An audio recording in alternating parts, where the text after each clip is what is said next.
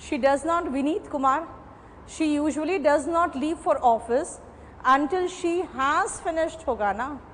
अब आप have finished लगा दोगे तो कैसे चलेगा? ठीक है ना, finishes होना चाहिए, नहीं तो has finished. better होता has finished, लेकिन आपने तो verb ही wrong यूज़ कर लिया है.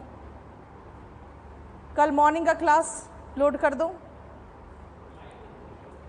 लाइव. गौरव कुमार, आप मार्जिन पे हो, लेकिन कर लो, शुरुआत तो कर लो.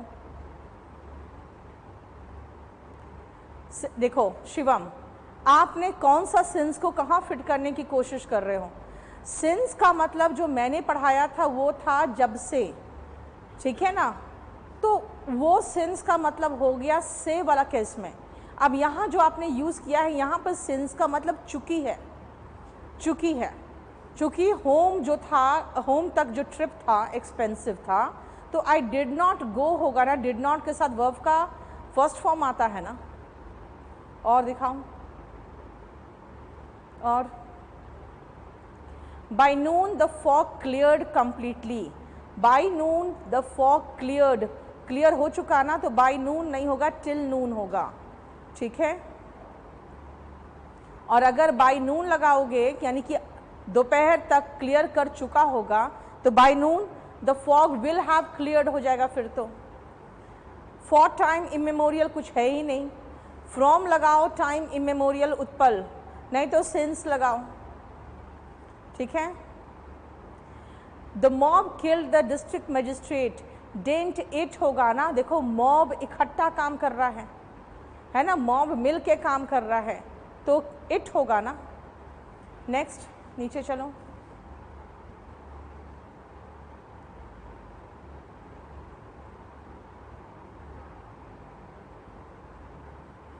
We used to get up early in the morning, have breakfast and then went out to play. इसमें तो पूरा का पूरा रॉन्ग है. We used होगा, used to get up early in the morning, had breakfast and then went out to play. आप use का used करोगे, फिर have का had करोगे, क्योंकि आप past की बात कर रहे हो. और हो गया बस. ठीक है, हाँ, किसका? एवर सिंस का. हाँ, मुझे याद है एवर सिंस का क्वेश्चन. एवर सिंस का एक क्वेश्चन है, we haven't talked, sorry, we haven't met each other, ऐसे कुछ था. Ever since we parted, we haven't talked ever since we parted ways, है ना. तो ever since we parted ways, ever since क्या होता है ना, सिंस के बाद सिंपल पास्ट हो, सिंस के पहले प्रेजेंट परफेक्ट होगा. लेकिन ये अगर मैं आपको कंजंक्शन में एक क्वेश्चन दे दूं, तो कहोगे कि सिंस के बाद सिंपल पास्ट हो, सिंस के पहले प्रेजेंट परफेक्ट टेंस होगा, तो ये तो स्ट्रक्चर आ गया. अगर मैं कहूँगी कि कोई वर्ड है मिसिंग, उसके बाद सिंपल पास्ट हो और उसके पहले प्रेजेंट परफेक्ट टेंस होगा, तो बीच में क्या आएगा? तो सिंस आएगा. अब इसी सिंस पे जोर देना चाहोगे कि जब से, अगर उस पर जोर देना चाहते हो तो बगल में एक एडवर्ब लगा दो, that is ever. Ever since, ever क्या किया ना, सिंस पर जोर दिया, जब से अलग हुए तब से बात नहीं किया. ठीक है, और कोई क्वेश्चन? क्लोज टेस्ट मैं कराना शुरू कर दूंगी बेटा, थोड़े दिनों में क्लोज टेस्ट कराना शुरू कर दूंगी, रोज एक कुछ कुछ. ठीक है, अब आओ क्वेश्चन टैग में, जहां तक पढ़े थे उसके आगे.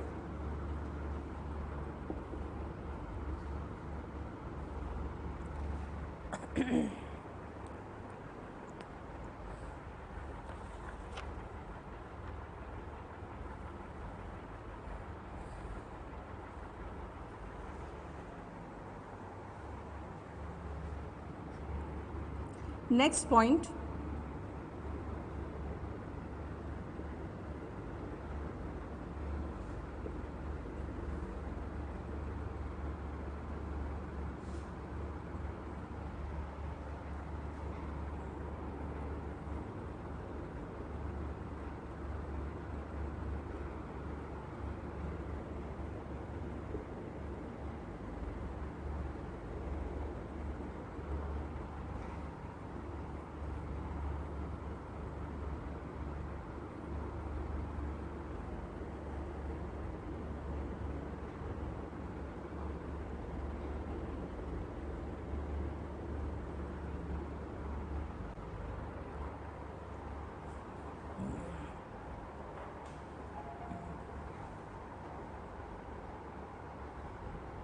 बेटा बाई नून की बात करोगे ना, वहाँ पे गड़बड़ है नितिन आपका। बाई नून का मतलब बाई है ना, फ्यूचर के रूप में यूज़ करते हैं, है ना। हैड क्लियर लगाना है तो टिल नून कर दो बस। आपने PQRS मतलब सेंटेंस इंप्रूवमेंट, सेंटेंस अरेंजमेंट की बात कर रहे हो हरिंदर। चलो अब आओ question tag, let us go out, shall we. जब भी हम इस तरह का सेंटेंस यूज़ करते हैं ना कि चलो घूमने चलते हैं, अगर मैं खुद कह रही हूँ चलो घूमने चलते हैं तो सेंटेंस पॉजिटिव है तो क्वेश्चन टैग नेगेटिव नहीं बनाएंगे। कारण क्या है, मैं खुद ही सजेशन दे रही हूँ चलो घूमने चलते हैं, तो फिर मैं पूछूंगी चले मतलब shall we. Let us party, shall we मतलब एक शब्द में कह दें कि लेट अस या लेट्स वाले वाक्य जो होंगे उनका क्वेश्चन टैग शैल वी होगा बस। लेकिन एक CGL में क्वेश्चन आ गया था जिसके बाद थोड़ा सा इसको समझना पड़ेगा आपको कि लेट अस या लेट्स पे इन कैश, उन्होंने एक ब्रैकेट में दे दिया था वी कैन। इसका मतलब है कि वो एबिलिटी की बात कर रहा है, यहाँ पे मर्जी की बात नहीं कर रहा है। अगर मैं कहूँ लेट अस पार्टी तो मैं एक सजेशन दे रही हूँ आपको, लेकिन यहाँ पे मैं कहूँ लेट अस पे इन कैश, क्योंकि मैं कोई सजेशन नहीं दे रही हूँ इस तरह से, क्योंकि हम पूछ रहे हैं, हम कह रहे हैं कि हम कर सकते हैं, चलो पे कर दे कैश में ही, है ना। तो इसका मतलब है कि ये एक इम्पॉर्टेंस है इस चीज़ का कि हम कर सकते हैं। दैट मीन्स हम यहाँ पर कोई ज़रूरी नहीं कार्ड से, हम कैश में भी पे कर सकते हैं। इसके कारण यहाँ पे जो क्वेश्चन टैग था वो कांट वी हो गया, ठीक है। कांट वी किस लिए हुआ, बिकॉज ऑफ दिस। अदरवाइज आंख मूंद के कह सकते हैं एक ही चीज़, लेट अस वाले वाक्य में क्वेश्चन टैग शैल वी आता है बस। लिखो लेट अस और लेट्स वाले वाक्य, लेट अस और लेट्स वाले वाक्यों में क्वेश्चन टैग शैल वी आता है। We use shall we in question tag of sentences let us or let's. We use shall we in question tag of sentences of let us or let's. आगे लिखो लेकिन but, अगर कोई hint bracket में दिया हो, but if we find any hint in a bracket after the sentence, if we find any hint in bracket after the sentence, अगर कोई ब्रैकेट में हिंट दिया हो तो फिर क्वेश्चन टैग उसी के अनुसार होगा, तो फिर क्वेश्चन टैग उसी के अनुसार होगा। The question tag will follow the hint. The question tag will follow the hint.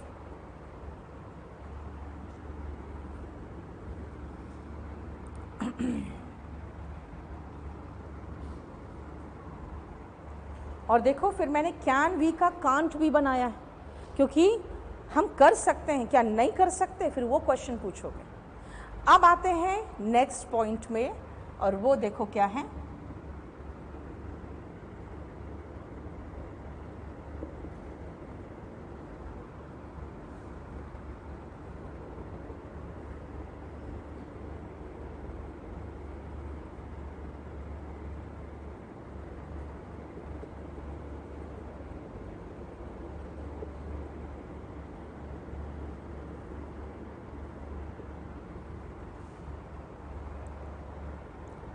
जैसे अभी मॉब भी ले लें हम, क्राउड या मॉब जो भी बोलो। मॉब का मतलब होता है ना जो गुस्साई हुई भीड़ होती है ना, उग्र भीड़, इसको मॉब कहते हैं। इसलिए एंग्री मॉब सुपरफ्लुअस हो जाता है, ठीक है। अब हम इनको क्या क्या दिखा सकते हैं। मैं सेंटेंस में एक सामान्य जनरल सेंटेंस दे सकती हूँ, जनरल स्टेटमेंट कर दूँ मैं, ठीक है। दूसरा, मैं इन्हीं कमिटी आर्मी ज्यूरी को लेकर एक ऐसा सेंटेंस लिख दूं कि आपको महसूस होगा कि वो जो कलेक्टिव नाउन है वो आपको यूनाइटेड दिखाई दे शायद, ठीक है। या फिर ऐसा भी हो सकता है कि कलेक्टिव नाउन आपको डिवाइडेड दिखाई दे, उनमें मतभेद, लड़ाई झगड़ा, ठीक है, डिसीजन देने में भी मतभेद। या फिर चौथा हो सकता है कि हम इंडिविजुअल्स की बात करने लगे, उन कलेक्टिव नाउन के अंदर मौजूद जो इंडिविजुअल्स है उनकी, इसका मतलब इंडिविजुअल्स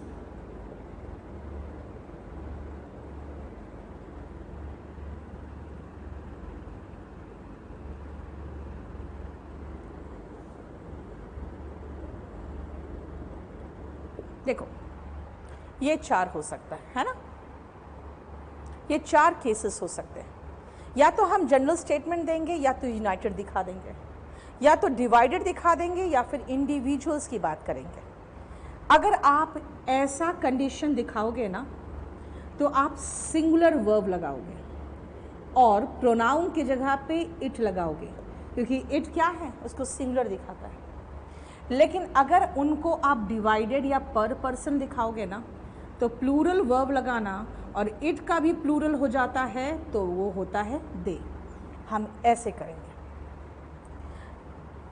और ये बहुत इंपॉर्टेंट है सब्जेक्ट वर्ब एग्रीमेंट में भी, तो फिर क्वेश्चन टैग में इंपॉर्टेंट तो होगा ही होगा। चलो कुछ स्टेटमेंट पहले लिखो।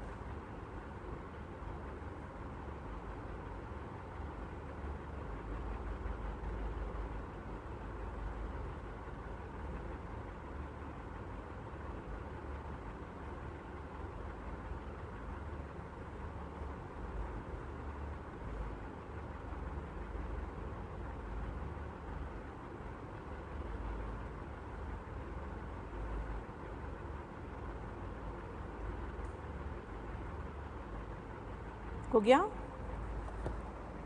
देखो ध्यान से, क्वेश्चन टैग में मैंने आपको इसलिए ब्लैंक दे दिया कि ठीक है टेंस पढ़ चुके हो और अभी भी ये समझा चुके हैं, तो कुछ तो देख के ट्राई करो।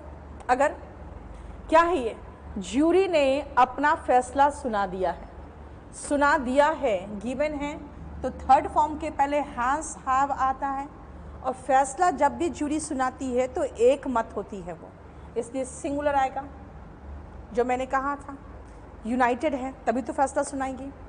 हैज़ गिवन अपना वर्डिक्ट तो इट्स वर्डिक्ट होगा, है ना। अब देखो हैज़ है तो क्वेश्चन टैग बना हैज़न्ट, और मैंने कहा था इट लगेगा। देख लो क्लास अपने ओपिनियन में बटा हुआ है। मान लो किसी कोई ऐसा ओपिनियन है मॉनिटर बनने का, तो क्लास का 2 ओपिनियन है, तो 2 ओपिनियन है। डिवाइडेड का मतलब होता है बांटना, मैं कह रही हूँ बटा हुआ होना, तो ये पैसिव वॉइस हो गया। अब मेरे पास 2 ऑप्शन है इज़ और आर, तो यहाँ पे जब डिवीजन होता है तो मैंने कहा था प्लूरल आता है, तो क्लास आर डिवाइडेड हो गया, और वहाँ पर दे का देर हो गया, क्योंकि एक का इट्स हुआ तो बहुतों का देर होगा, है ना। अब देखो आर है तो हो गया क्वेश्चन टैग में एरेंट, और दे का देर का दे, वही है सिंगुलर के साथ सिंगुलर वर्ब और इट, और जहाँ पर भी मतभेद हो वहाँ पे प्लूरल वर्ब और दे। अब मैंने कहा committee will decide the matter, ये तो नॉर्मल सी चीज़ है, ये जनरल स्टेटमेंट दे रहा है, तो विल नॉट का शॉर्ट फॉर्म वोंट होता है और इट लगाऊंगी मैं, ये बिल्कुल जनरल स्टेटमेंट था। ऐसे ही जैसे क्लास चल रही है, तो क्लास चल रही है तो एक ही क्लास की बात हो रही है ना, इज़ गोइंग ऑन होगा, इसका क्वेश्चन टैग क्या होगा, इसका इजेंट, और सिंगुलर है तो इट। जैसे टीम अपने न्यू यूनिफॉर्म ट्राई कर रही है, तो सारे एक ही यूनिफॉर्म में थोड़ी घुसेंगे, अलग अलग यूनिफॉर्म ट्राई कर रहा है ना, यानी कि इंडिविजुअल्स पे उतर गए हम। The team are trying their new uniform. जैसे फील्डिंग के लिए भी कहोगे the team are now taking their position for fielding, क्योंकि सब अपना अपना पोजिशन अलग अलग हो गया, इसलिए हो गया आर का एरेंट, और बहुवचन के रूप में यूज हो रहा है इसलिए दे। बोलो कोई प्रॉब्लम यहाँ तक, किसी तरह का कोई प्रॉब्लम?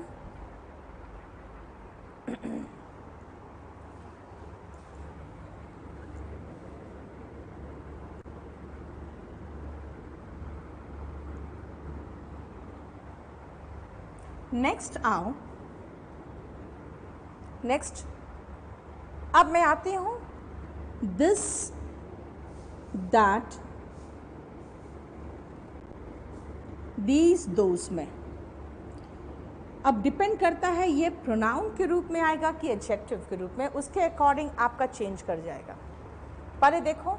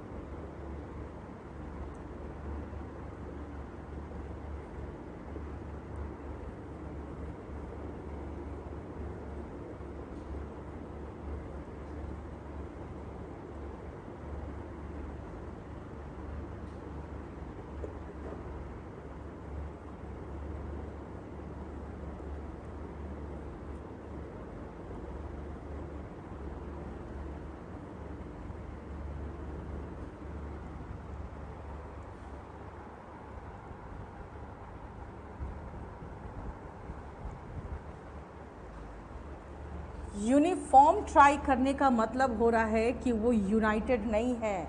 आप इंडिविजुअल्स को पहनाओगे यूनिफॉर्म, सब इकट्ठे होके थोड़ी एक यूनिफॉर्म में जाएंगे।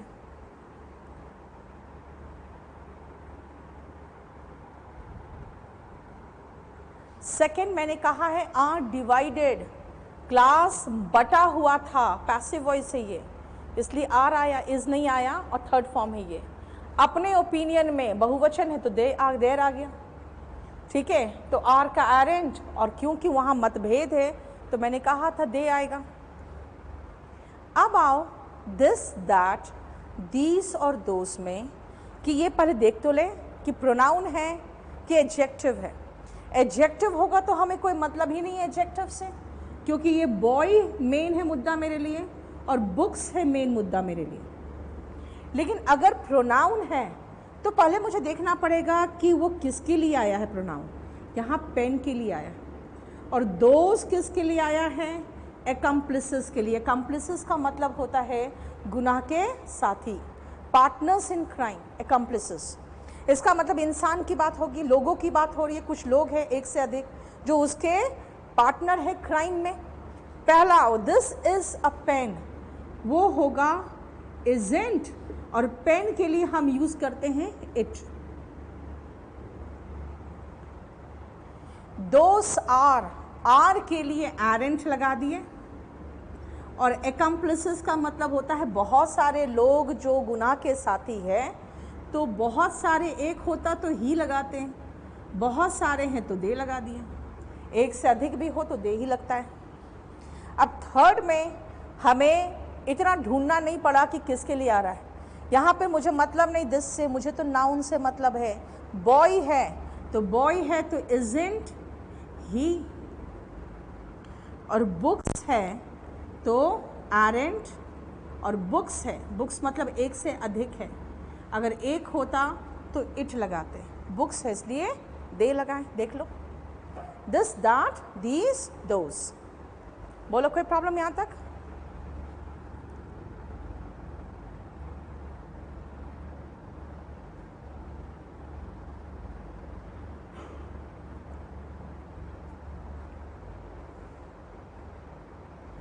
ठीक है, ये दिस, दैट, दीज, दोस की बात हुई।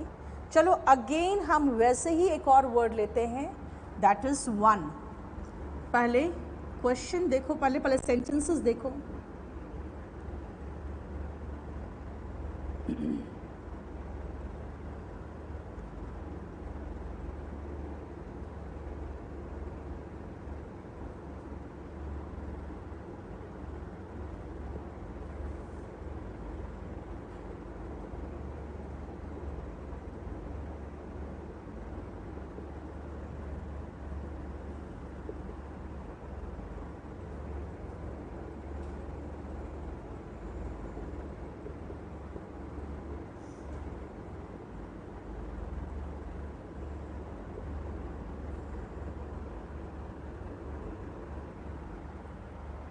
वन में आओ।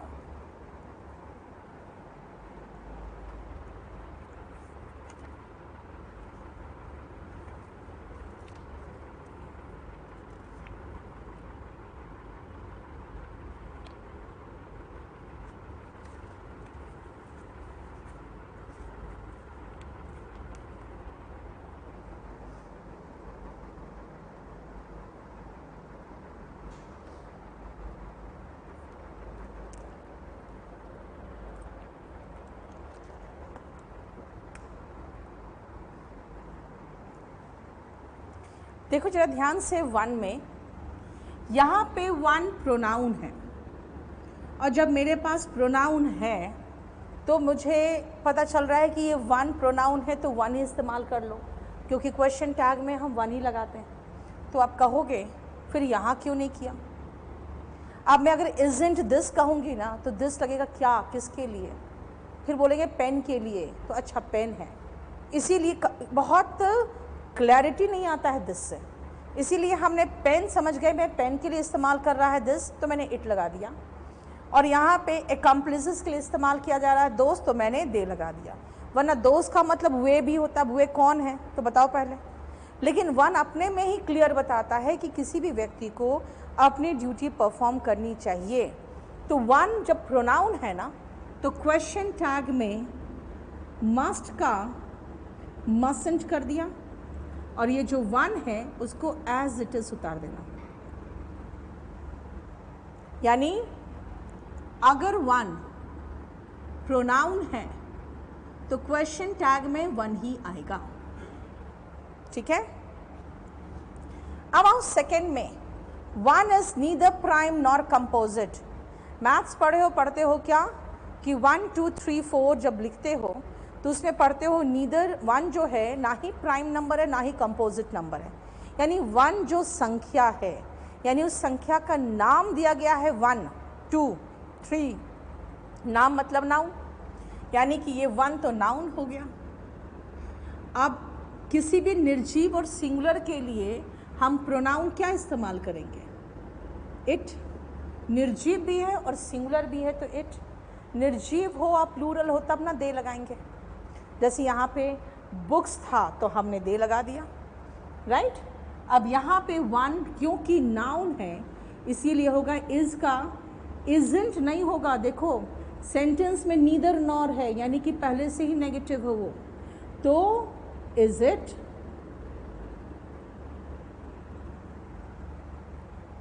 ठीक है। अब है वन मैन। अगर वन एडजेक्टिव है तो मुझे मतलब ही नहीं है। आप नाउन बताओ क्या है? मैन है।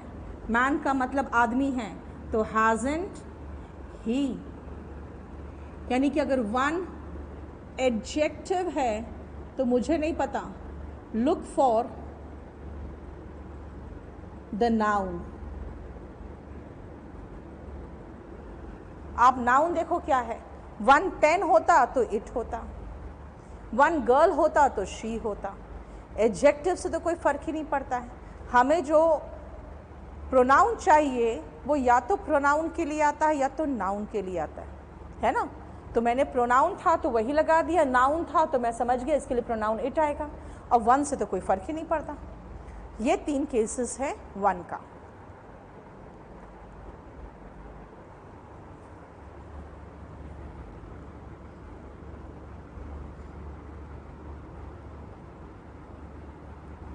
नेक्स्ट केस आओ,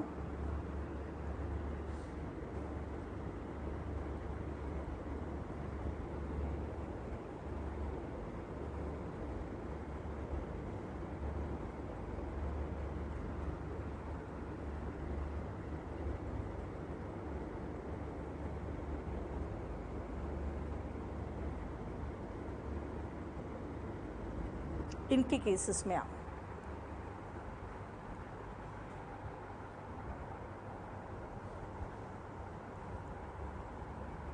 क्यों देयर एक्म्प्लिसेस करे कुलदीप? मैं कह रही हूँ कोई एक बदमाश को पकड़ के लाया गया है और उसने हत्या की है और उसके साथ 5 और लोगों को लाया गया है, तो कोर्ट में वकील क्या कहेगा कि ये जो अपराधी खड़ा है ना, ये सारे इसके गुनाह के साथी हैं। तो क्या कहेगा कि दोस आर हिज एक्म्प्लिसेस। एक ही तो आदमी है, उसी के तो गुनाह किया है, और उसके जो साथी हैं तो हिज एक्म्प्लिसेस होगा ना, देयर क्यों होगा? देखो next, each every, everyone someone, somebody, nobody, none, है ना। अब इसको देखो क्या है। पहले मैं आपको सेंटेंस एक दिखाती हूँ।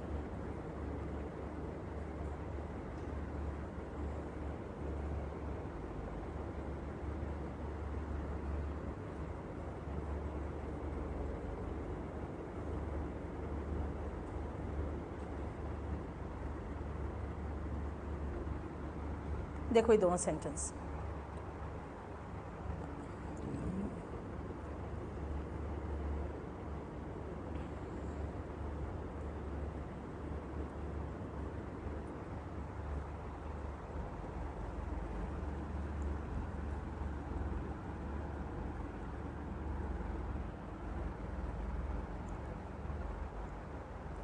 ईच बॉय हैज़ कम। अब जैसे मान लो मैं क्लास ले रही हूँ, ठीक है ना, मैं क्लास के लिए आ चुकी हूँ, देखा स्टूडेंट कम आए, तो मैं बैठ जाऊँगी और कहूँगी जब सब आ जाए ना तो मैं क्लास शुरू करती हूँ। तो मैं बाहर बैठ के इंतज़ार करूँगी, तो मैं कहूँगी अपने स्टाफ से पूछूँगी every boy has come, every boy has come, यानी सब लोग आ गए। फिर क्या पूछूँगी?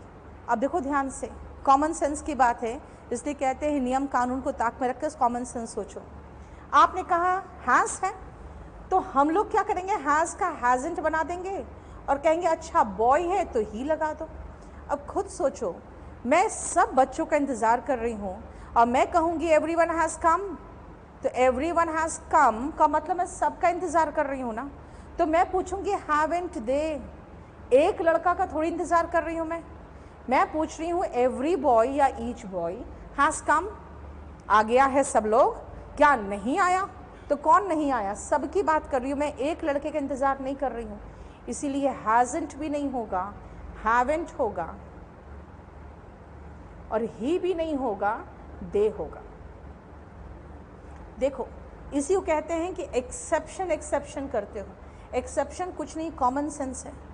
मैं पूछ रही हूँ क्लास में एवरीवन इज़ प्रेजेंट, क्लास के बाहर बैठ के पूछ रही हूँ कि क्या सब लोग उपस्थित हैं अंदर, तो मैं पूछूंगी एवरीवन इज़ प्रेजेंट देयर, फिर थोड़ी बोलूँगी इज़न्ट ही, क्योंकि इज़ है तो इज़न्ट लगाओ, और एवरीवन सिंगुलर होता है, आप पढ़ोगे एवरीवन सिंगुलर होता है, ईच सिंगुलर होता है, इसे देखो उसके साथ सिंगुलर नाउन आया बॉय, तो मैं थोड़ी कहूँगी इज़न्ट ही, मैं सबका इंतज़ार कर रही हूँ, इज़ नहीं लगेगा, आर लगेगा, आरेंट, और इसका दे, यानी ईच, एवरी, एवरीवन इत्यादि सिंगुलर है, इनके साथ सिंगुलर नाउन आता है, सिंगुलर वर्ब आता है, लेकिन क्वेश्चन टैग में प्लूरल नाउन और प्लूरल प्रोनाउन और प्लूरल वर्ब आता है, और उसका रीज़न मैं आपको प्रैक्टिकल समझा रही हूँ, लेकिन लोग एक्सेप्शन मान के लिखते हैं। लिखो ईच, एवरी, एवरीवन इत्यादि सिंगुलर है, each, every, everyone etcetera are singular, इनके साथ सिंगुलर नाउन अथवा सिंगुलर वर्ब का प्रयोग होता है, दे टेक सिंगुलर नाउन और सिंगुलर वर्ब।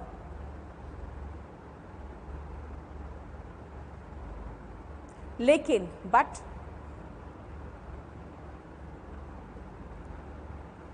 क्वेश्चन टैग में, but in question tag they take plural pronoun and plural verb. In question tag they take plural pronoun and plural verb.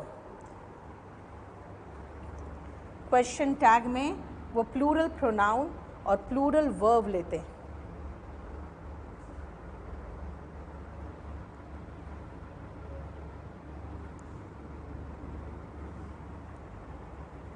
ठीक है, अब यहाँ तक तो ये कॉमन सेंस है, मैं समझा रही हूँ आपको, लेकिन खुद देखो नो वन बॉदर्स, कोई किसी को भी परवाह नहीं है, तो क्या कहेंगे, क्या किसी को है, लेकिन यहाँ पे किसी अगर ही लगा देंगे ना तो किसी एक लड़के को डिनोट कर देगा, तो अगर किसी एक लड़का को डिनोट करेगा तब तो वो स्पेसिफिक हो गया। अब मैं कही हूँ किसी को नहीं है, इसका मतलब जनरल रखना है इसको भी, यानी कि यहाँ पर भी जब नो वन है तो हम दे ही लगाएंगे। और देखो वर्ब का एस फॉर्म है, जहाँ आता है वहाँ पे डस लगता है, लेकिन अभी क्या कहा था आपको कि हमें प्लूरल वर्ब और प्लूरल प्रोनाउन चाहिए, इसलिए डस नहीं होगा, डू दे, क्योंकि नो वन में नेगेटिव दिख रहा है आपको तो पॉजिटिव ही होगा।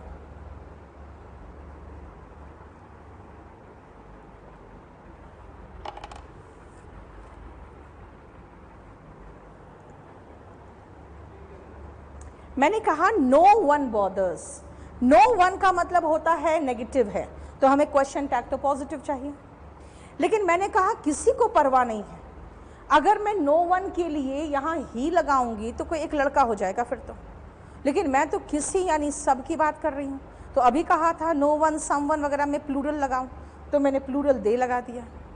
लेकिन मैंने कहा था बॉदर्स में एस आया तो हेल्पिंग वर्ब डस चाहिए, लेकिन अभी कहा था मैंने कि यहाँ पे हमें प्लूरल वर्ब और प्लूरल प्रोनाउन चाहिए, तो डज नहीं लगा के डू लगाना पड़ेगा, है ना, क्योंकि अभी क्या कहा था ईच, एवरी सिंगुलर है, इनके साथ सिंगुलर नाउन सिंगुलर वर्ब लगता है, लेकिन क्वेश्चन टैग में प्लूरल वर्ब और प्लूरल वर्ब और प्लूरल प्रोनाउन लग रहा है। ठीक है, बताओ, इसलिए डू आया, डस नहीं आया, अदरवाइज हमने लास्ट क्लास में लिखवाया था V1 SES होता है तो डज आता है ना। अब आओ नेक्स्ट पॉइंट, समवन तो कर दिया हमने, चलो समथिंग आ जाते हैं।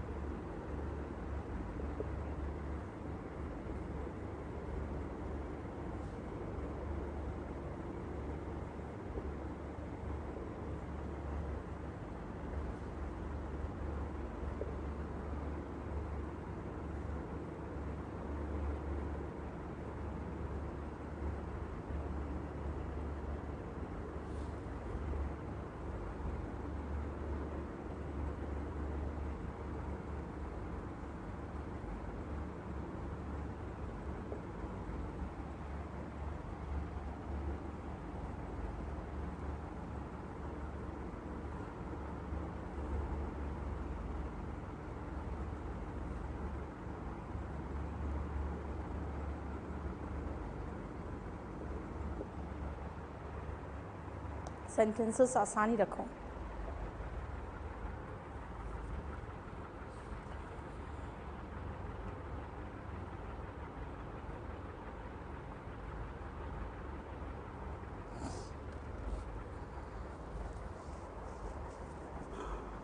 देखो, समथिंग, एनीथिंग, नथिंग, ये सारे अनकाउंटेबल नाउन हैं।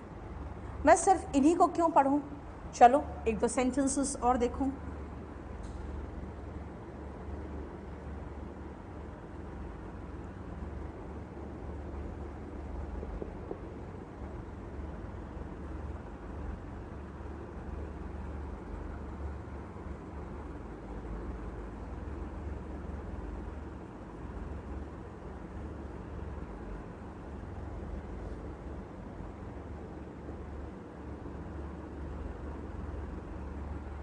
सीनरी एन्चेंटेड, एन्चेंटेड का मतलब होता है मंत्रमुग्ध करना।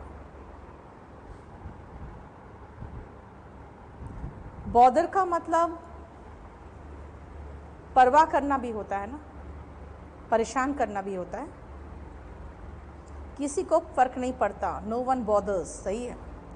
इंफॉर्मेशन यानी कि लास्ट क्लास में जो बताया था मैंने वही बात फिर कह रही हूँ कि आपको पता होना चाहिए कौन सा नाउन प्लूरल है, कौन सा अनकाउंटेबल है, कौन सा सिंगुलर है। इंफॉर्मेशन और सीनरी अनकाउंटेबल नाउन है, यानी जब भी आप अनकाउंटेबल नाउन जैसे कि समथिंग, एनीथिंग, नथिंग ले लो और इंफॉर्मेशन, सीनरी ले लो, तो हमारे पास बहुत ही आसान है कि क्वेश्चन टैग में सिर्फ इट आएगा और कुछ नहीं आ सकता। अनकाउंटेबल है और सिंगुलर है, तो अनकाउंटेबल तो हमेशा सिंगुलर होता है, और अनकाउंटेबल कोई लड़का लड़की तो होता नहीं है कि ही शी लगाएं, तो इसीलिए अनकाउंटेबल हमेशा सिंगुलर है और कोई लड़का लड़की नहीं है। तो इसका मतलब है कि सिर्फ बच गया आपके पास क्या, इट बच गया बस। अब आते हैं समथिंग इज मिसिंग, तो समथिंग इज मिसिंग का हो गया isn't it. Anything is possible, anything is possible, isn't it? nothing was there, nothing पहले से ही no आ चुका है, तो wasn't नहीं होगा, was होगा।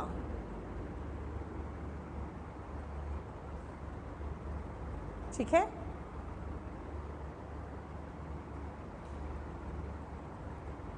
अब यहाँ पे ये देर का मतलब ये मत समझना कि ये डमी वाला देर, मैं वहाँ की बात कर रही हूँ, वहाँ पर कुछ नहीं था। क्या कुछ था? The information was, wasn't it?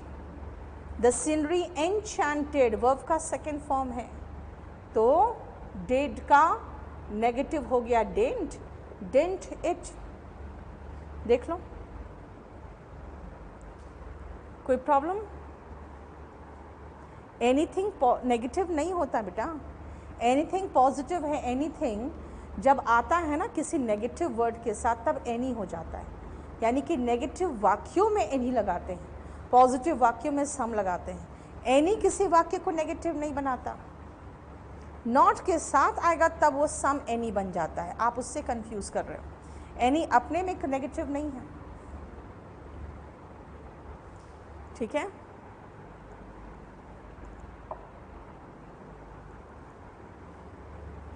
मतलब हमने लास्ट क्लास में देखा था बेनिफैक्ट्रेस, कहा था ये तो महिला को बोलते हैं तो शी लगाया। फिर एयर कहा तो एयर HEIR पुरुष की बात होती है तो ही लगेगा। एयरस होगा तो ये महिला को जो उत्तराधिकारिणी होती है तो शी लगा। आज हमने देख लिया इंफॉर्मेशन सीनरी, इसका मतलब है कि क्वेश्चन टैग तो अलग चैप्टर है, आसान चैप्टर है। बाई चांस इसके साथ कोई ऐसा नाउन मिक्स कर दे जिसके प्रोनाउन में आप कंफ्यूज कर गए तो इसे देखो, इसके लिए भी आपको नाउन की ज़रूरत पड़ेगी, ठीक है। अब आओ नेक्स्ट पॉइंट पे।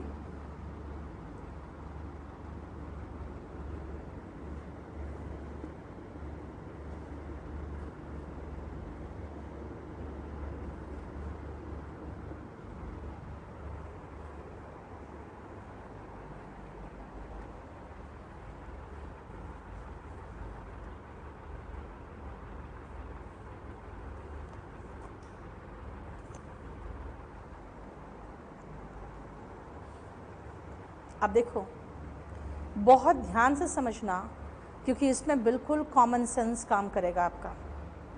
मैं कहती हूँ मुझे लगता है आप सही हो, मुझे लगता है कि आप सही हो। अगर आप आई थिंक का क्वेश्चन टैग बना दोगे तो डोंट आई बनेगा, और यू आर राइट का क्वेश्चन टैग बना दोगे तो आरंट यू बनेगा।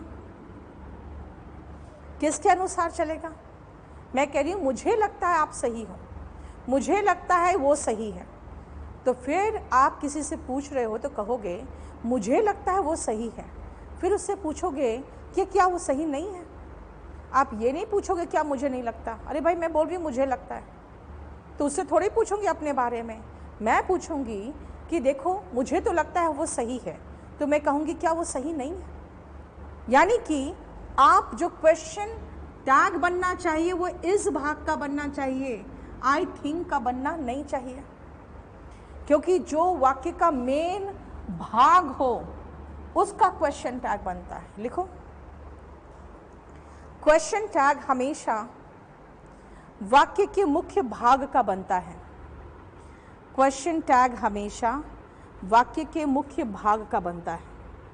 We always make question tag of main part of the sentence.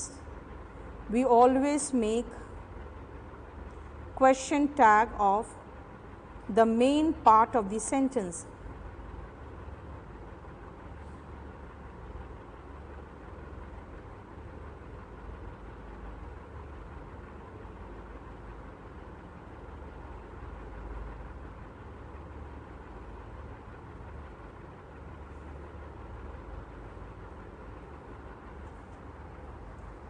ठीक है, बोलो कोई प्रॉब्लम यहाँ पे? राइट। अब सुनो, एक और क्वेश्चन देखो जरा, और उसमें बिल्कुल टोटल कंफ्यूज हो जाओगे, ध्यान दो।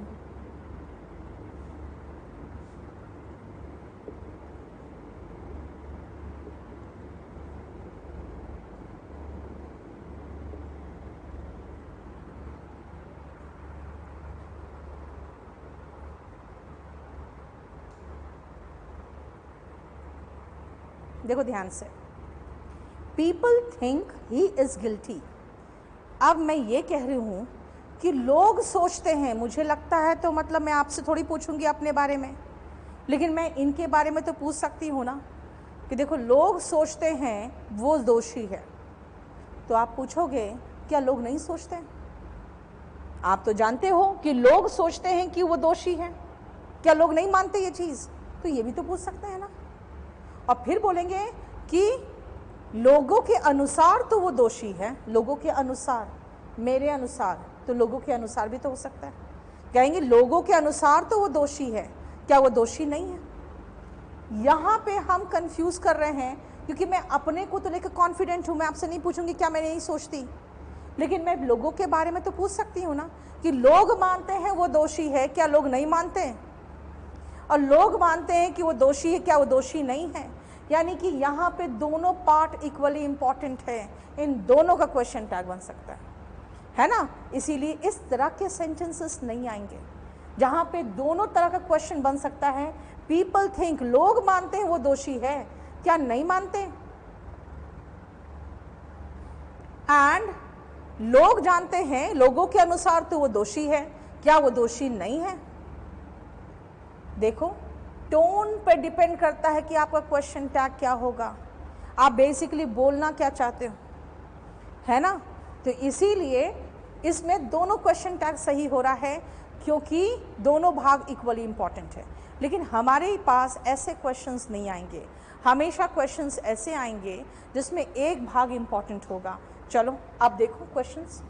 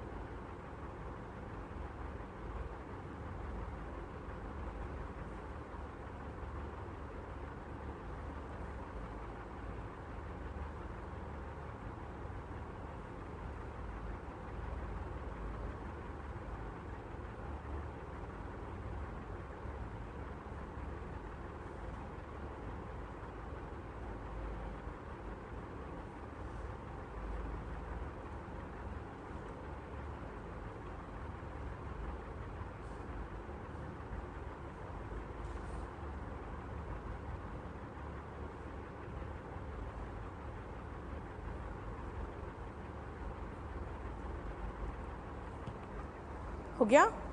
चलो ध्यान से देखो। One of the boys who passed the exam is my student. क्या कहा मैंने? बॉयज, जो बॉयज ने एग्जाम पास किए हैं उसमें से एक मेरा स्टूडेंट है।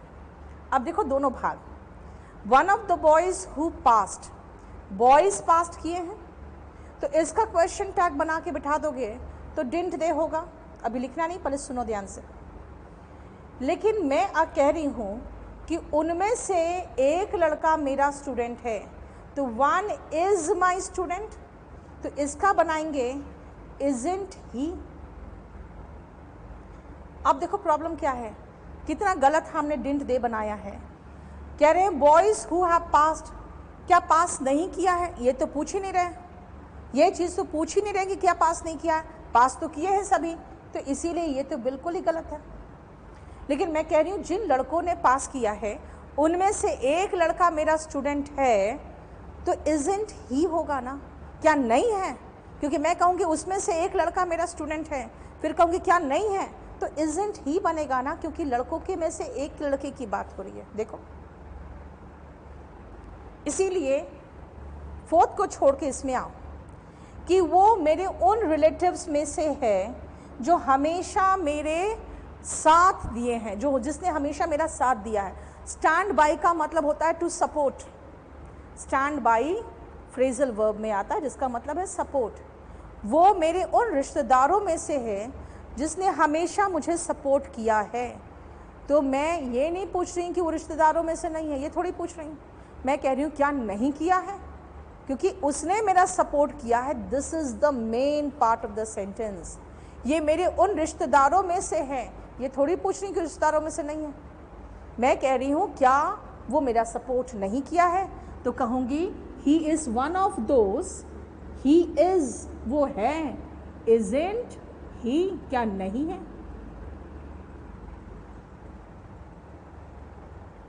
ठीक है, जिन रिश्तेदारों ने मेरा सपोर्ट किया है उनमें से वो एक है, क्या नहीं है। यानी कि जिन रिश्तेदारों ने मेरा सपोर्ट किया है इस पे तो कोई क्वेश्चन मार्क नहीं है, लेकिन मैं कह रही हूँ वो उनमें से है, तो पूछूंगी क्या नहीं है। सो ऑलवेज रिमेंबर, आप सेंटेंस को समझो। मैं कह रही हूँ जिन लड़कों ने पास किया है उनमें से एक मेरा स्टूडेंट है, क्या नहीं है, मतलब क्या एक मेरा स्टूडेंट नहीं है। और वो मेरे उन रिश्तेदारों में से है जिसने मेरा सपोर्ट किया है, क्या वो नहीं है। राइट। अब आओ इसमें, अब सारा पंगा एक जगह आ गया। इसमें देखो, क्योंकि मैंने कहा था दिमाग इस्तेमाल करो। ही इज़ है तो मैंने इज़न्ट ही लगाया। फिर मैंने कहा इज़ माई स्टूडेंट तो मैंने इज़न्ट ही कर दिया। लेकिन इसमें देखो कि अगर मैं एनी वन विल करूँगी, अगर मैं इसका बनाऊँगी तो वोंट एनी वन के लिए ही आएगा, है ना। नहीं सॉरी, एनी वन के लिए तो दे आता है ना, अभी बताया था ना कि एनी वन नो वन के लिए हम प्लूरल लगाते हैं, वोंट दे। और आई डोंट थिंक का बनेगा डू आई। ये दो क्वेश्चन टैग बनेंगे, है ना। Won't I, do I and won't they. अब देखो ये दोनों गलत है। कैसे? अगेन मैंने कहा ग्रामर नहीं, कॉमन सेंस सोचो। वॉलंटियर का मतलब होता है ना जो बिना पैसे के काम करता है। जैसे देखते हो ना, कभी कभी आप कभी लंगर लगाते हो, कुछ लोग ऐसे चलते हुए में कहता लाओ मैं बांट दूँ, तो क्या कर रहा हो, पैसे थोड़ी ले रहा है आपसे, वो साथ में खड़े होकर बांटने लगता है, तो वॉलंटियर करता है। बहुत लोग ऐसे होते हैं जो कभी भी कोई प्रॉब्लम होता है तो साथ में हाथ बटाना शुरू कर देते हैं, काम करने लगते हैं वहाँ पे, कोई भी मुसीबत आता है तो वॉलंटियर का मतलब होता है जो अपने आप काम करने लगे बिना पैसे के, चाह के। अब देखो, आप कह रहे हो मुझे नहीं लगता कि कोई वॉलंटियर करेगा। मैं क्या कह रही हूँ, मुझे नहीं लगता कि कोई वॉलंटियर करेगा। फिर आपसे क्या पूछूंगी, क्या कोई करेगा, ये पूछेंगे ना। क्या कोई करेगा, करेगा नहीं करेगा थोड़ी पूछ रहे हो, क्या कोई करेगा, विल दे, ये है क्वेश्चन टैग। इसलिए कभी भी फंसो तो आप खुद उस सिचुएशन में रख के सोचो कि किसी मुसीबत में है या कोई हम लोग कोई फंक्शन ऑर्गेनाइज कर रहे हैं, हमारे पास स्टाफ कम है, तो मैं कहूँगी कि मुझे नहीं लगता कि कोई भी स्वयं सेवा देगा, कोई भी वॉलंटियर करेगा। फिर आपसे पूछूंगी क्या कोई करेगा, ये थोड़ी पूछूंगी क्या कोई नहीं करेगा, है ना। तो देखो यहाँ पे दोनों ऑप्शन रॉन्ग था, विल दे सही हो गया।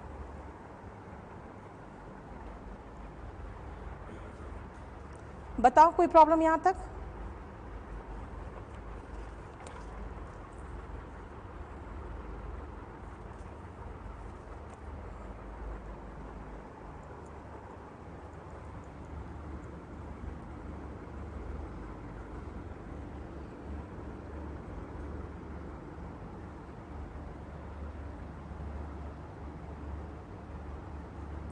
चलो अब आओ लास्ट में इम्परेटिव सेंटेंसेस।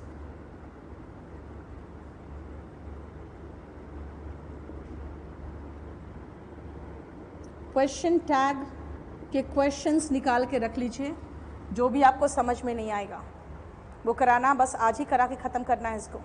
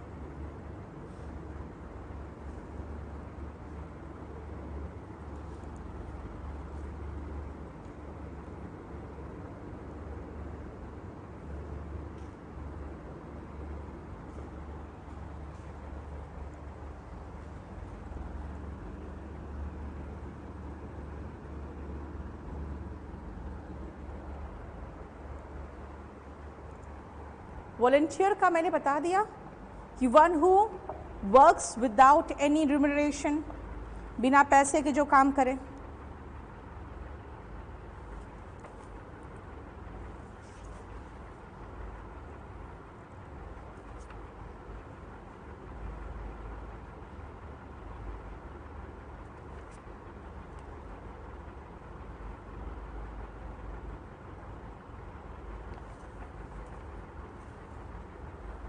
हो गया?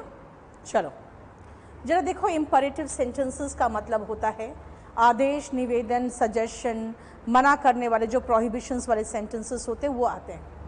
आपको फर्स्ट में महसूस होगा शट योर माउथ, एनॉयंस महसूस होगा, है ना, इरिटेशन दिख रहा है ना, आप बिल्कुल चिढ़ गए हो, इतना बकवास कोई कर रहा है तो कहोगे शट योर माउथ। फिर पूछोगे क्या चुप नहीं रह सकते, can't you?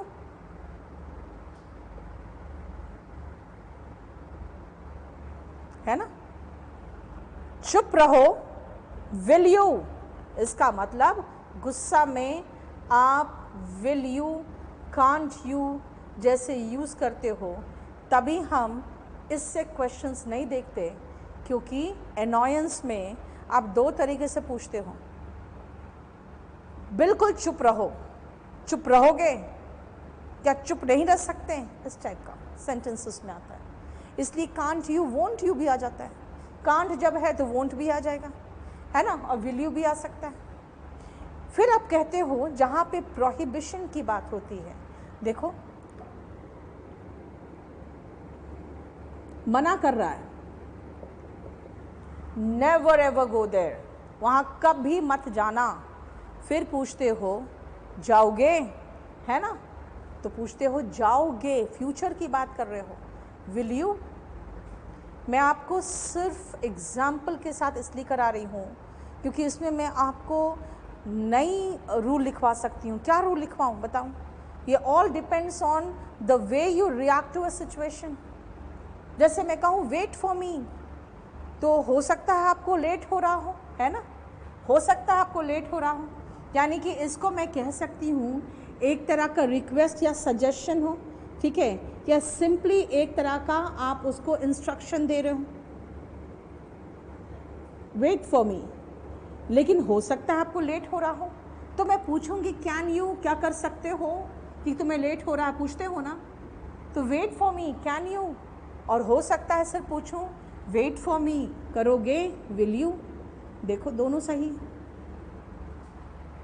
Wait for me, can you, wait for me, will you. कहोगे कौन सा नियम है? कोई नियम नहीं है यहाँ पे, यहाँ 1 और 3 में कोई नियम नहीं है। सेकंड में आप कह सकते हो कि हम जब भी ऐसे सिचुएशन में रिएक्ट करते हैं तो एक ही तरह का रिएक्शन होता है, वहाँ कभी मत जाना, फिर पूछते हो जाओगे, तो यहाँ का तो मैं कह सकती हूँ कि आपके पास एक ही ऑप्शन सही होगा। लेकिन इनमें तो जिसका जैसा विचार होगा वैसा क्वेश्चन टैग होगा। अब देखो फोर्थ में आप किसी को टी ऑफर कर रहे हो, कॉफ़ी ऑफर कर रहे हो, कहोगे हैव सम टी। इसका मतलब है कि आप उसको कुछ ऑफ़र कर रहे हो, और जब ऑफ़र किया जाता है ना तो पोलाइट तरीके से किया जाता है, और पोलाइट रिक्वेस्ट के लिए आपके पास मॉडल होता है would you, have some tea, would you, लोगे, ठीक है। उसी तरह से जब आप प्लीज़ लगा रहे हो तो प्लीज़ तो खुद ही रिक्वेस्ट बता रहा है, जब पोलाइट रिक्वेस्ट होता है तो हम वुड ही लगाते हैं, वुड यू। यानी इनमें आप वुड क्यों यूज़ किए हो उसका एक रीज़न है, वो मैं लगवा सकती हूँ। बाकी इन दोनों का कोई बहुत ज़्यादा क्वेश्चंस आने की संभावना नहीं होती, क्योंकि वो सीधा आपके माइंडसेट पर निर्भर करता है आप कैसे बोल रहे हैं ना। इसलिए वुड का लिख लो नीचे खाली एक। विनम्र निवेदन में वुड का प्रयोग होता है, विनम्र निवेदन में वुड का प्रयोग होता है। We use would for polite request, we use would for polite request. विनम्र निवेदन के लिए वुड का प्रयोग होता है। we use would for polite request.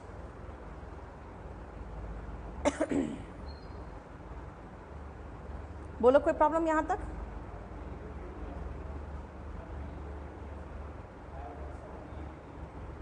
Have some tea. Will you चलेगा? मेरे पास बेटर ऑप्शन है, विल यू भी लगा दो, वुड यू भी लगा दे।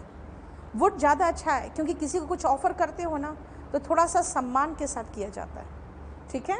इसीलिए मैंने आपको 3 टिक मार्क लगाया है कि इनमें हम चॉइस में भी चुन सकते हैं, बाकी इन दोनों में तो बिल्कुल स्ट्रेट अवे माइंडसेट पर निर्भर करता है। यस, कांट यू और वोंट यू दोनों हो सकता है। मैंने कहा ना पहला में all depends on your way of thinking. Shut your mouth. Won't you, चुप नहीं रह सकते क्या? चुप नहीं रहोगे क्या? चुप रहोगे? इस तरह से आप एनॉयड होके कोई भी क्वेश्चन पूछ लेते हो, इसीलिए 1 का तो कोई इंपॉर्टेंस ही नहीं ज़्यादा, ठीक है। लेकिन फिर भी इन तीनों में से कोई एक तो आना चाहिए आपको, ठीक है। फर्स्ट मैंने बताया प्रंजल, फर्स्ट में कोई बहुत इंपॉर्टेंस नहीं है, बार बार रिपीट कर रही हूँ मैं आपको, रिपीट तो कर चुकी मैं। और बताओ, फर्स्ट में आप कुछ भी लगाओ, डिपेंड करता है कि किस तरह से आप गुस्से में हो।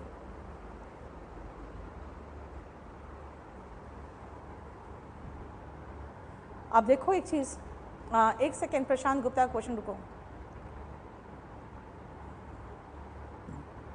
प्रशांत गुप्ता, आपने एक्सक्लेमेटरी सेंटेंस ले लिया, उसका कैसे बना लोगे आप क्वेश्चन टैग? ठीक है,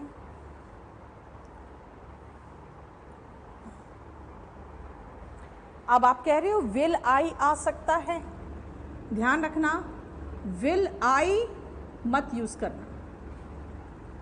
कारण क्या है? अगर मैं कहूं आई विल कम, चलेगा। आई विल नॉट कम भी चलेगा, लेकिन विल आई कम नहीं चलेगा। शैल आई कम चलता है, क्योंकि क्वेश्चन में आई और वी के साथ हमेशा शैल आता है। इसीलिए आप आई और वी के साथ कभी भी विल मत लगा देना।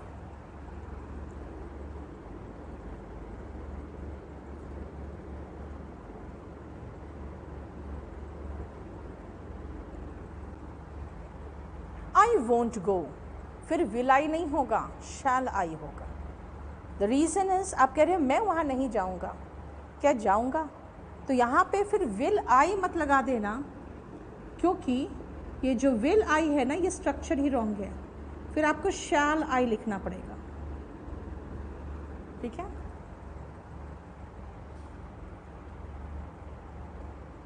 नेक्स्ट पॉइंट में चाहो तो इसको लगा सकते हो, इस क्वेश्चन को। I won't go, will I wrong कर दो, शैल आई कर दो।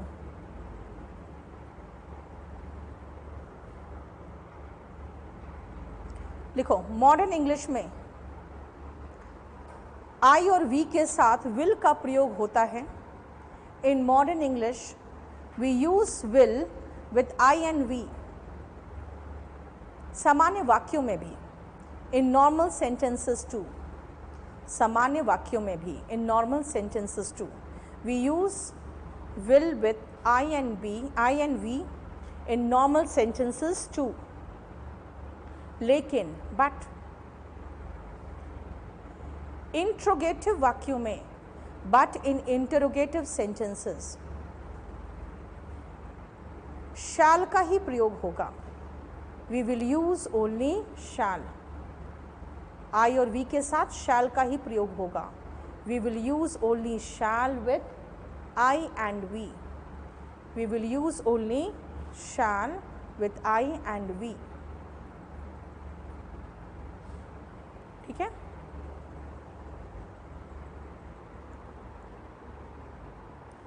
फिफ्थ, प्लीज प्लीज बताता है, विनम्रता के साथ निवेदन है, पोलाइट रिक्वेस्ट है। पोलाइट रिक्वेस्ट में हमेशा वुड आता है।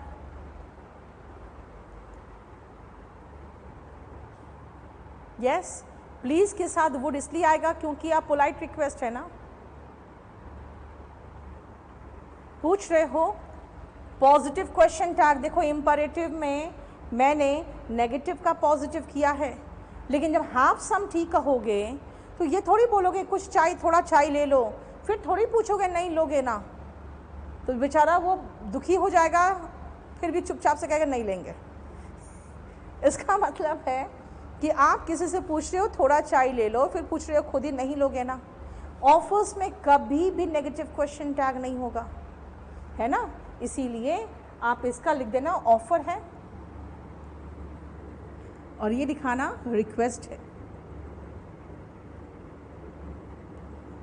जब आप किसी को कुछ ऑफर कर रहे हो तो क्वेश्चन टैग नेगेटिव नहीं होगा। हाँ, सॉरी, मे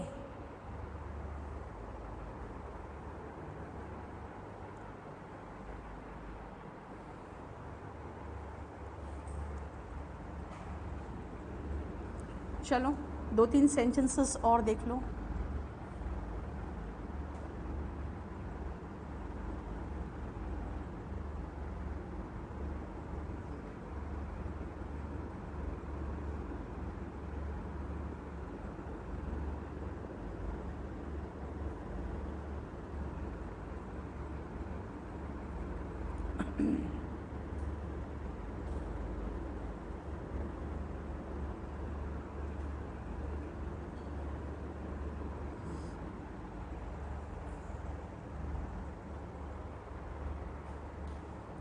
देखो, लेट मी गो, मुझे जाने दो प्लीज़, ठीक है। तो आप जब रिक्वेस्ट कर रहे हो ना, तो ये थोड़ी बोलोगे नहीं जाने दोगे ना, ऐसा थोड़ी पूछोगे, जाने दोगे।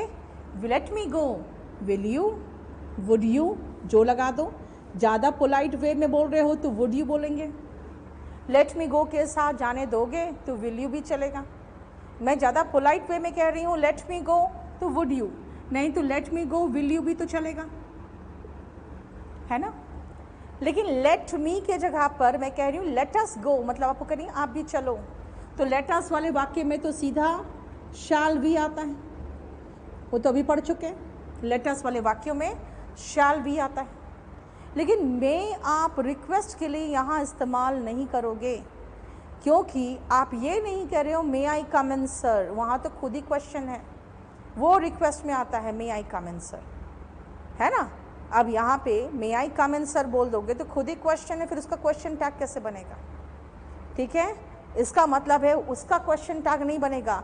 अगर मैं मे का बनाना चाहूँ तो मे का नेगेटिव हम लोग ऑब्सोल्यूट इंग्लिश हो गया, अब यूज़ नहीं होता, लेकिन ही मे गो, मेंट ही, मे का नॉट फॉर्म भी है मेंट, ठीक है।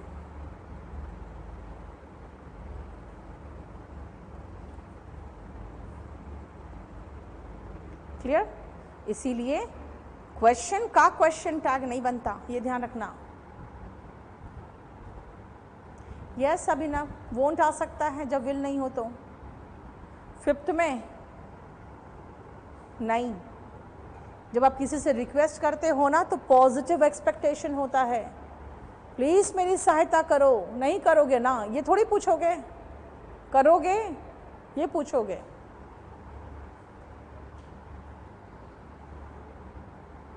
रिक्वेस्ट में नेगेटिव कैसे होगा बेटा, किसी को आप रिक्वेस्ट कर रहे हो और किसी को ऑफर कर रहे हो तो नेगेटिव थोड़ी बोलोगे। चलो आप लिख ही लो कि ऑफर और रिक्वेस्ट में क्वेश्चन टैग पॉजिटिव रखें, ऑफर और रिक्वेस्ट में क्वेश्चन टैग पॉजिटिव रखें। In offers and requests use positive question tag. Aditya बिल्कुल सेंटेंस 1 में माइंड सेट डिपेंड करता है, क्या किस मूड में हो, पॉजिटिव नेगेटिव कुछ भी कह सकते हो वहाँ पे। चुप रहोगे, चुप नहीं रह सकते, दोनों तरह से चलता है।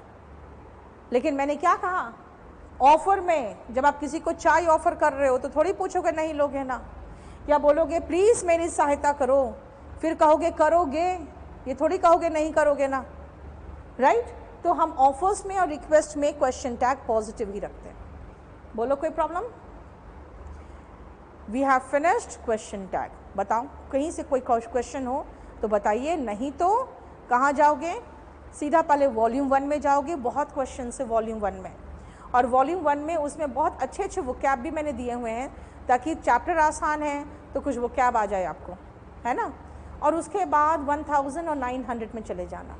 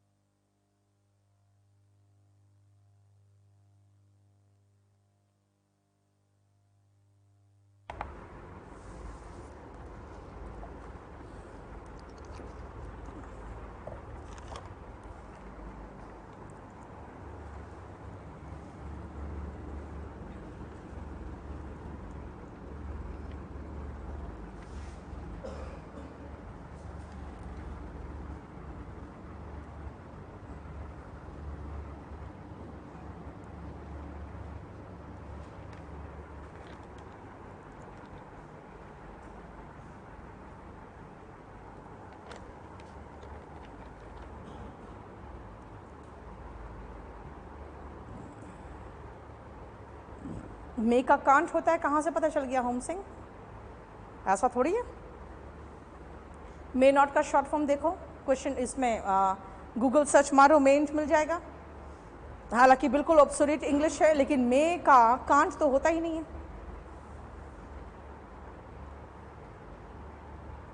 चलो वोकैबुलरी का अलग से देख लेना। शुरू कर रही हूँ मैं।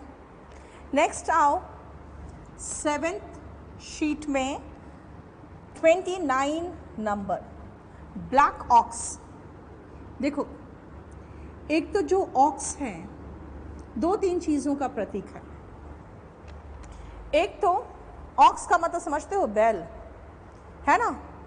और आप लोग जानते हो जैसे कि ब्लैक ऑक्स, तो वो थोड़ा सा है ना एक नेगेटिव एस्पेक्ट में यूज़ होता है। जैसे कि जब यमराज लेने आते हैं तो वो काले भैंस पर बैठ के लेने आते हैं। तो वो जो ब्लैक बफलो है ना, तो वो एक तरह का क्या का प्रतीक है? मौत का, यानी कि अनलकी थिंग है ना। तो black ox is also something unlucky. So black ox means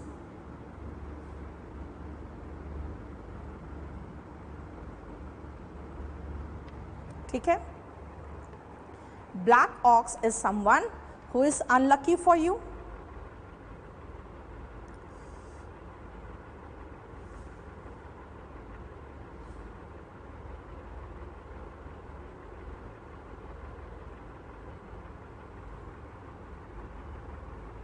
ठीक है, and black ox is also bad luck.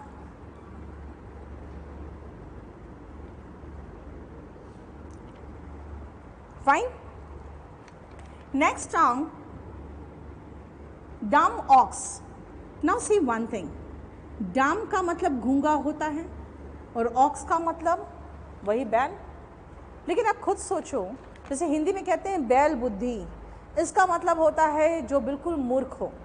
और अगर मैं उसको डम ऑक्स कह रही हूँ कि एक तो वो ऑक्स से ऊपर से डम मतलब उसके बोलना भी नहीं आए, तो वो क्या होगा? Very foolish. सो डम ऑक्स इज अ फूल, मूर्ख। डम ऑक्स इज मूर्ख। ठीक है। 31 आओ, देखो ध्यान से। The ox in the ditch, ditch का मतलब गड्ढा होता है। अब अगर ऑक्स डिच में चला जाए तो जानते हो क्या है? आपको सारा काम छोड़कर उस गड्ढे से पहले ऑक्स को निकालना पड़ेगा, नहीं तो ऑक्स खुद ही निकलने के लिए इतना छटपटाएगा ना, और इतना भारी होता है कि वो और धंसता चला जाता है। इसलिए किसान वगैरह पहले क्या करते हैं, सब काम छोड़ के पहले अपने ऑक्स को बाहर निकालते हैं, अगर वो फंस गया ऐसा कहीं जगह पे। तो इसका मतलब ऐसा काम जिसको सबसे फर्स्ट प्रेफरेंस आपको देना पड़ता है ना, वो है the ox in the dish, यानी कि the work that requires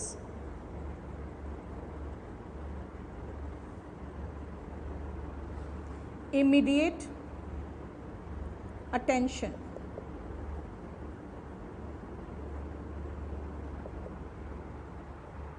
The work that requires immediate attention. The ox in the ditch.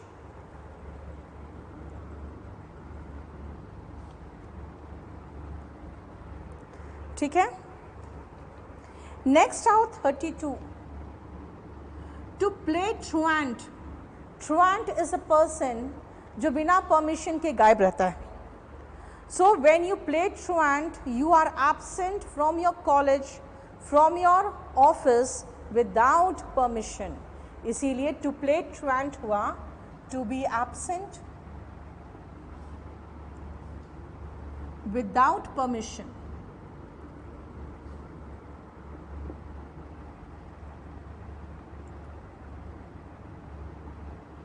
ठीक है. बताओ कोई problem. To be absent without permission. Next आओ to play fast and loose. एक तो आप फास्ट गाड़ी चलाओ, ऊपर से आपका सीट बेल्ट भी लूज हो. इसका मतलब क्या है कि आप बहुत लापरवाह हो, है ना. That is to be negligent, to be careless, या कह सकते हैं negligent. To play fast and loose होता है. ठीक है. Next is to play the gallery. Gallery का मतलब गलियारा होता है, राइट. देखते हो न्यूज़ में सुनते हो राजनीतिक गलियारों में हलचल मची हुई है. राजनीतिक गलियारों में तभी हलचल मचती है जब कोई एक पार्टी दूसरे पार्टी के साथ सपोर्ट कर लेना चाह रहा हो, गठबंधन बना रहा हो, या किसी का गठबंधन तोड़ रहा हो. इसका मतलब वो अपने फेवर में सपोर्ट जुगाड़ कर रहा होता है ना, तभी राजनीतिक गलियारों में हलचल मचता है ना. तो टू प्ले द गैलरी का मतलब यही हुआ, सपोर्ट जुगाड़ करना. That means to garner support.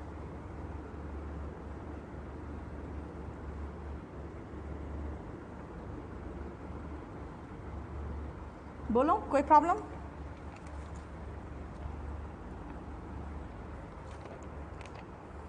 ठीक है. To play ducks and drakes. देखो डक का मतलब समझते हो, एंड ड्रेक्स का मतलब जो मेल होता है ना वो ड्रेक कहलाता है, फीमेल डक कहलाती है. ये इंग्लैंड की तरफ आप देखोगे पोल्ट्री में डक्स ज़्यादा पाले जाते हैं, हेंस एंड डक्स पाले जाते हैं. आप कहते हैं कि आप अपने डक के साथ ही खेल रहे हो. इसका मतलब है जो आपके आजीविका का साधन है, जो पैसा देने का साधन है, आप उसी के साथ मजाक कर रहे हो, खेल रहे हो. इसका मतलब you are just wasting the money and you are not serious about your livelihood. So to play ducks and drakes is to squander, यानी कि वेस्ट करना, इधर उधर बर्बाद करना मनी. ठीक है.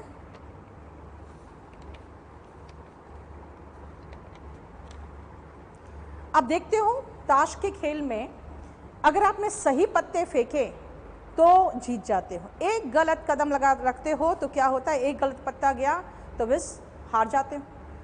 तो अगर आप लाइफ में भी या किसी भी चीज़ में, कोई बिजनेस में भी, if you play your card right, इसका मतलब है to take the right decision और you take the right action, है ना. To play the card right का मतलब होता है to make the right decision, या फिर कर सकते हैं to take the right step.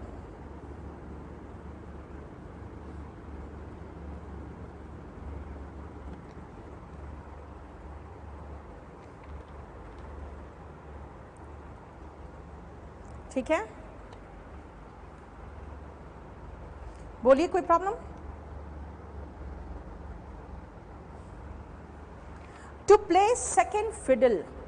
देखो फिडल का बहुत सारा मतलब होता है, वो आप बाद में देखोगे, फिड में पढ़ाऊंगी आपको मैं. लेकिन यहाँ पे अगर आप कहीं सेकेंड फिडल काम कर रहे हो ना, इसका मतलब है आप बॉस नहीं हो, आप सबऑर्डिनेट पोजीशन लिए हुए हो. सेकंड का मतलब सेकंड पोजीशन हो गया, ये समझ लो, है ना। जनरली सेकंड वाइफ जो बनती है वो भी क्या होता है लाइफ में, वो भी सेकंड फिडल ही प्ले करते रह जाती है। So to play second fiddle का मतलब होता है to take a subordinate, subordinate का मतलब हो गया दोयम दर्जा, position, to take a subordinate position, दोयम दर्जा।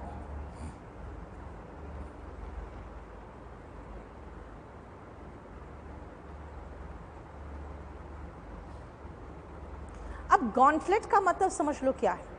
GAUNTLET, गॉन्टलेट होते हैं जो बड़े बड़े दस्ताने होते हैं ना, पहले जैसे वॉर में जाते थे तो लोहे के दस्ताने टाइप के होते थे जो काफ़ी चौड़े होते हैं, हाथ में बिल्कुल चिपके हुए नहीं होते ग्लव्स की तरह, ठीक है ना। आप आजकल देखोगे आप जो मेट्रो वगैरह में काम करते हुए लेबरर्स होते हैं वो भी पहने रहते हैं गॉन्टलेट, है ना। तो जब लड़ाई होती थी ना, मल्ल युद्ध होने लगता था, सामने आमने सामने राजा दो टकरा गए, तो वो क्या करते थे ना, टकराने से पहले वो गॉन्टलेट निकाल के फेंकते थे, क्योंकि अब उसको हाथ से एक दूसरे को चैलेंज करना होता था। तो जब कोई राजा अपने या कोई भी सिपाही ही हो, जब अपना गॉन्टलेट फेंकता था, हालांकि सबको तो मिलता नहीं था गॉन्टलेट, तो इसलिए जब कोई गॉन्टलेट अपना फेंकता था, इसका मतलब होता था कि अब वो चैलेंज कर रहा है कि लो अब मुझे संभालो। तो इसलिए टू थ्रो द गॉन्टलेट का मतलब होता था टू चैलेंज।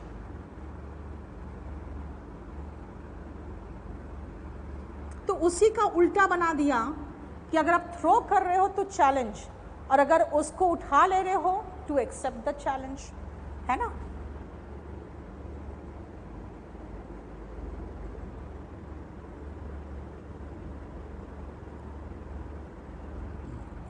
देखो, पिक अप द गॉन्टलेट का मतलब हो गया टू एक्सेप्ट द चैलेंज, ठीक है।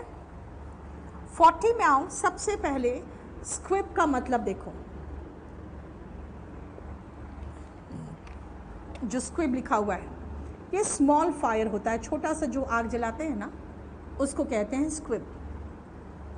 छोटी सी जो आग हुई, थोड़ा सा जलाते हैं, थोड़ी बहुत लकड़ी इकट्ठा करके वो स्क्विब हुआ। डैम का मतलब क्या होता है, गीला।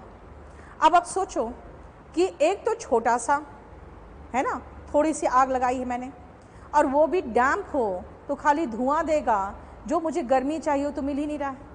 तो इसलिए डैम स्क्विब का मतलब होता है ऐसा परफॉर्मेंस जो इम्प्रेशन ही ना छोड़े, है ना। इसीलिए कोई अगर डांस का परफॉर्मेंस दिया, बहुत भारी भीड़ जुड़ी थी वहाँ पे देखने के लिए उसको, तो कहेगा it was a dam squib, मतलब क्या था, अनइम्प्रेसिव परफॉर्मेंस, ठीक है, अनइम्प्रेसिव परफॉर्मेंस। बताइए कोई प्रॉब्लम यहां तक। हम लोगों ने 7 नंबर शीट पूरा कंप्लीट कर दिया है।